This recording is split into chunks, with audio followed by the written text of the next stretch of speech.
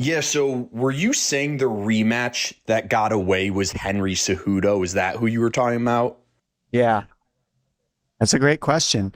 Yeah, that one got away, and that's kind of one of the people I've been alluding to. Yeah. Is the way that fight went. Like, I'm on my feet. Yeah. You're trying to get up. I'm up. Yeah. I'm not trying to. I'm up, and there's 1 second left on the clock. And all nonsense, Keith Peterson is a complete fuck up for that. Yeah. It's the only sporting event in the world going on. There's 1 second left on the clock. I'm on my feet. I did my job as a fighter, and he failed as a referee. A complete failure. Yeah. And on multiple occasions, he's kept doing it. So yes, that fight got away from me, and it taught me that, yes, I got hit. I shouldn't have got clipped. Yeah. 100%. I took responsibility for that, and I told Keith Peterson that, yes, I shouldn't have gotten clipped and got dropped. Okay. Yeah. I get dropped almost every fight, get back up and whoop your ass after that. Yeah. I knew this was going to be part of it. Yeah. I knew the first 3 rounds was going to be a war with Henry. He's not a chump. Yeah. But I knew after that was my, and so he knew that too. Yep. And so there's a game we're playing. So you got to let me play the game. And Keith Peterson took that opportunity away from me, took half my check from me because he wanted to look at Henry and listen to Henry. Stop it. You better stop it. I'm hurting him. And dude, you are a weakling. Yeah. You are a weak human for that. So get your life together and then come back and get in the ref. But that is a fight that got away from you. This isn't a little fight that you messed up. No, it's a world. This is my entire life's work. So I don't take it lightly. Yeah. And I spoke to him in the back. Yeah. Before that fight. Hey, I made him restart the entire break. You know how they come in the back, the refs come in the back and they go, hey, this is, Yep. And he wouldn't look me in let the eyes. Yeah. He was like all over the place. And I mean, my coaches, nobody will talk about it, but they can confirm that I made him start the entire process over. I made the referee go back and restart. Hey, look me in the eyes when you talk to me. I want to make sure we're here and we understand each other. Do not stop this fight. Yeah. It's going to be a war. I already know the first 3 rounds I might get dropped. I might have to get back up and it's okay. And I told him that. And what happened? That's why I was so mad. It's not because you had this conversation and he wouldn't look me in the eyes, and something was fishy about this dude in the back. And that's what nobody knows about the whole story, right? Yeah. And so I take responsibility. Shouldn't have got dropped. Yeah. Nice kick choice after a headbutt. Yeah. The whole rhythm of the fight's off.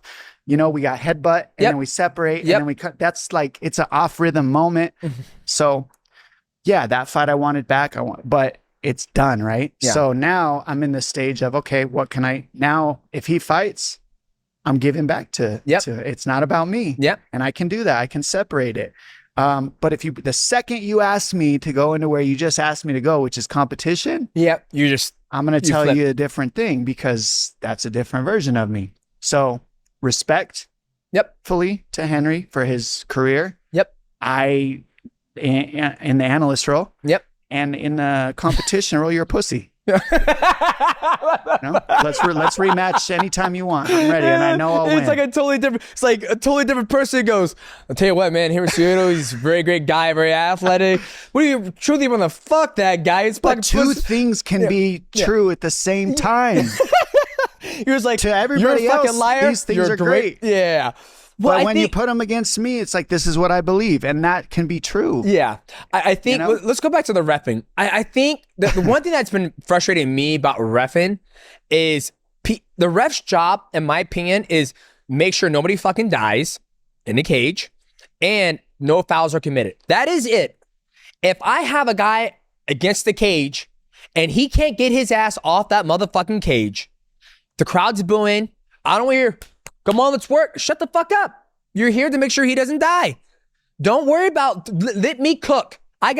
There's a lot of ego in these refs, though. They're over there doing fucking standard. I'm here. Like, what are you doing, bro? Your job is to keep, you're not here. Yeah.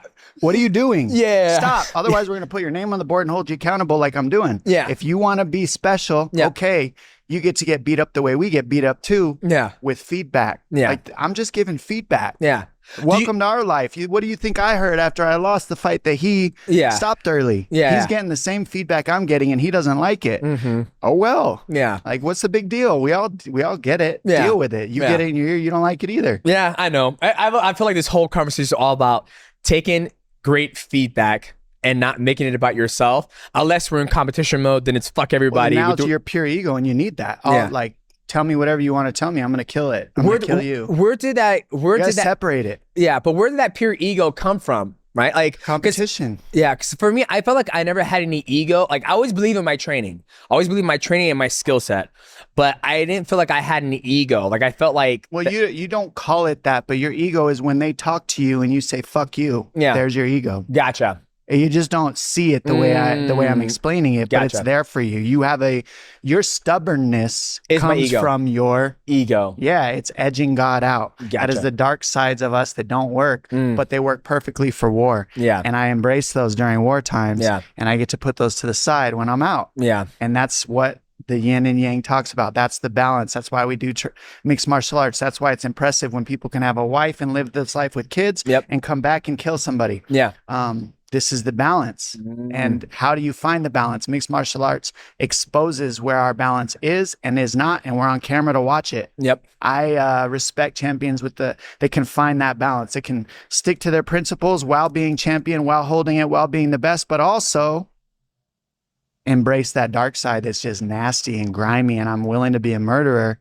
But I also, when I'm done with that, you're going to see me stick to my principles, stick to what I think is the best way to be an example for kids, I guess, is the best way that I would hold a principality you're a great champion for that reason. Yeah. That to me, you're one of the greatest champions in the history of the sport.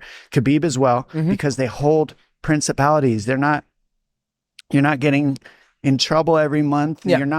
You're like it's a hard thing to not get in trouble when you're champion. Yeah. And I think that it's not touted enough how special people are that can stay out of trouble when they're on the top and keep their mind screwed on and be an example and give back and do all these things rather than just be a savage. Some people like that, but you got to be able to have the balance. I feel like for me, that's what's important to me for the highest level champions is that balance, right? Being able to be both. Yeah.